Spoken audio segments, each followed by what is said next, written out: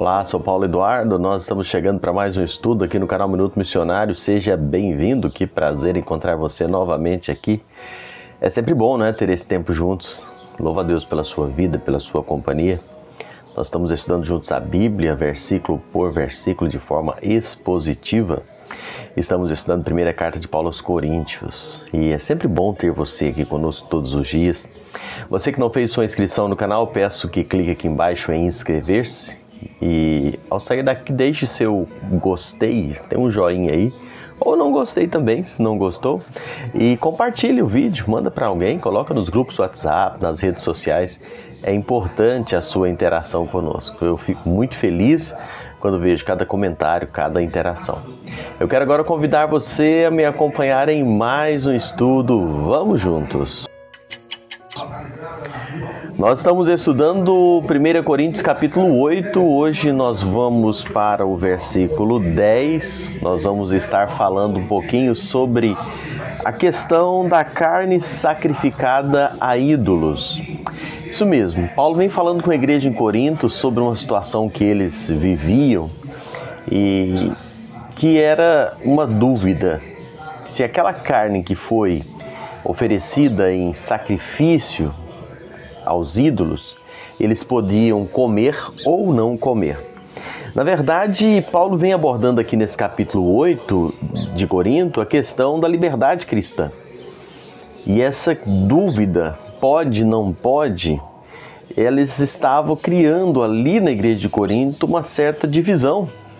E Paulo vai tratar isso aqui respondendo as perguntas que foram feitas a ele, né?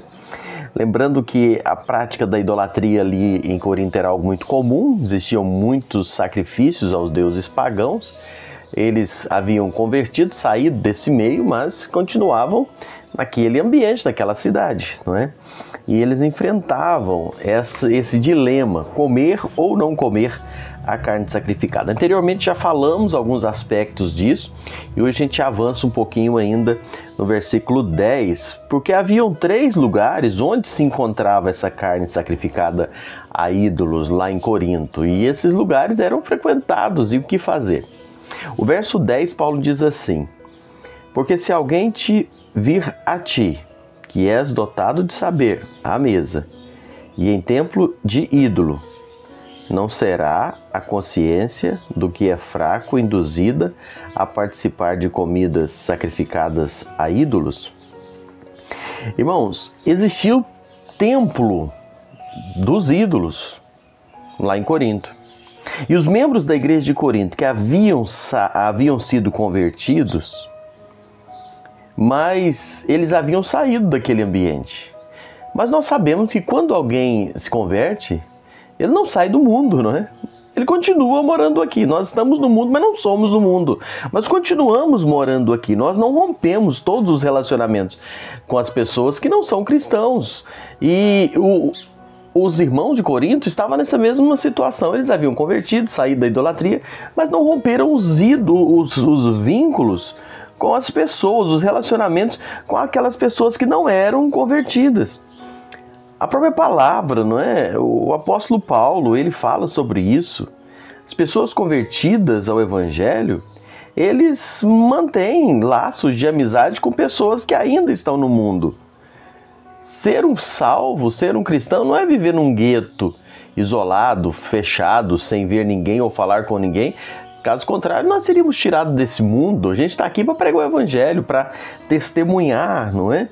E isso é algo que nós mantemos e precisamos manter para poder ganhar essas pessoas para Cristo também, testemunhando do que Cristo fez na nossa vida. Nos templos pagãos, existiam muitas festas, existiam muitos movimentos e os crentes eram convidados a participar dessas celebrações festivas naqueles templos, e muitos deles participavam. E ali sacrificava-se aos ídolos. A carne que era sacrificada num templo pagão, ela era dividida em 3 partes. Uma parte era sacrificada no altar desse templo pagão, ao ídolo pagão, a outra parte ficava para o sacerdote pagão, e a terceira parte era entregue ao adorador, ao adorador do ídolo, e ele podia fazer o que ele quisesse com essa terceira parte da carne que foi oferecida.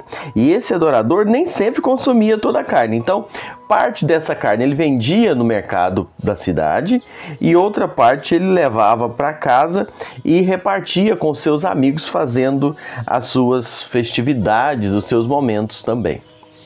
E Paulo está dizendo que os crentes não deveriam comer a carne sacrificada nos templos de ídolos. Ou seja, a carne foi sacrificada lá no pé do ídolo, foi dedicada. E Paulo diz, não fica bem para você ir comer essa carne lá no pé do ídolo, sabendo o que aconteceu ali naquele momento. Comer carne, já falamos aqui, é um ato amoral, não é bom nem ruim, não tem problema. Mas nesse contexto de comer lá no lugar de adoração, essa carne ela se tornava então imoral. Você, como um cristão, vai comer lá no ambiente, sabendo que aquela carne, ela foi, antes de ser oferecida a você, foi dedicada ao Deus pagão, não é? Lá naquele momento de idolatria. Eu espero que você esteja entendendo o contexto do comportamento do cristão na liberdade cristã. O que o cristão precisa estar atento. Então Paulo está dizendo, comer carne não é o problema é aonde você vai comer essa carne sacrificada aos ídolos. E essa aplicação ela precisa ser feita na nossa vida diária hoje. Não é o grande problema nosso. Hoje nós não temos esse tipo de movimentação. Pode ser que exista em alguns lugares, mas da grande maioria de nós não temos essa situação diante de nós todos os dias. Mas isso se aplica em diversos momentos em que nós precisamos escolher entre o que é certo e o que é errado, coisas que não têm aparentemente um grande problema, mas sim o ambiente em que nós estamos, o lugar em que nós estamos e o tipo de testemunho que eu vou prestar em relação a isso. Que o Senhor Deus abra os nossos olhos e o nosso entendimento para discernirmos o que fazer no lugar que fazemos. Então, o exemplo aqui de Corinto é, comer carne não é problema. O problema é você comer carne lá dentro do templo pagão, aos pés da imagem que foi sacrificado aquele animal, aquele Deus pagão. Está aí o problema. Eu sei que você que me acompanha é inteligente e sabe aplicar isso na nossa vida diária, nos nossos relacionamentos, nos momentos onde nós estamos e aonde nós vamos, para que a nossa vida possa ser vivida para a glória de Deus. Deus te abençoe. A gente vai seguir falando isso aqui ainda um pouco mais para podermos aplicar na nossa vida. Deus te abençoe. Até lá.